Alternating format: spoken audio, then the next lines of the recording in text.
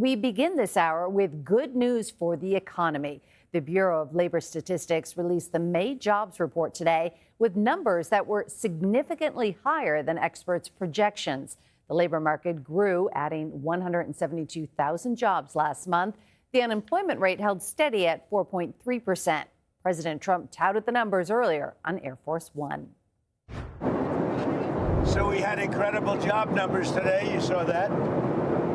And we have good everything, good numbers, but the job numbers just came out and they were fantastic, far better than even anticipated.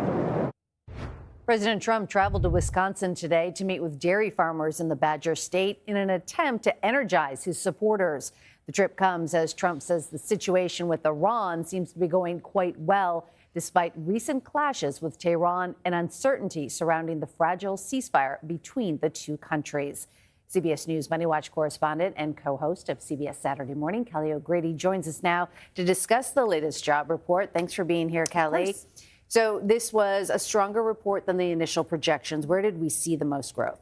So in traditional areas, healthcare, that's been a really big driver for the last few months. We also saw significant growth in travel, leisure, and hospitality, 70,000 jobs of that 172,000 that you mentioned. But think about it, right? We're heading into summer, a lot of businesses, they're adding people because they know people are going to be coming in, traveling, coming out and eating. They want to make sure that they can meet that consumer demand.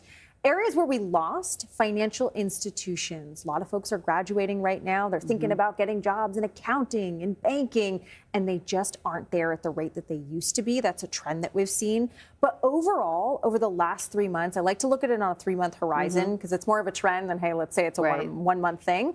We added over 150,000 jobs each month in March, April, and May. So yes, it is concentrated in some particular industries. If we get fired, we're not getting jobs in healthcare likely, right? We're not qualified there, but there is job growth, which is good to see. And this is all happening despite inflation and economic concerns. And you mentioned that seasonal aspect, but why is that still happening?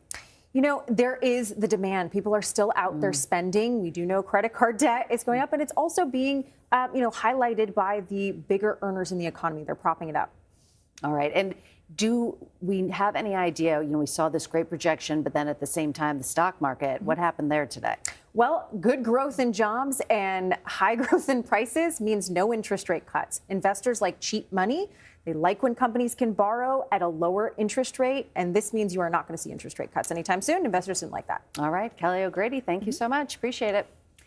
CBS News congressional correspondent Nikole Killion was on the road with the president. She joins us now from Wisconsin. Nikole, it's good to see you.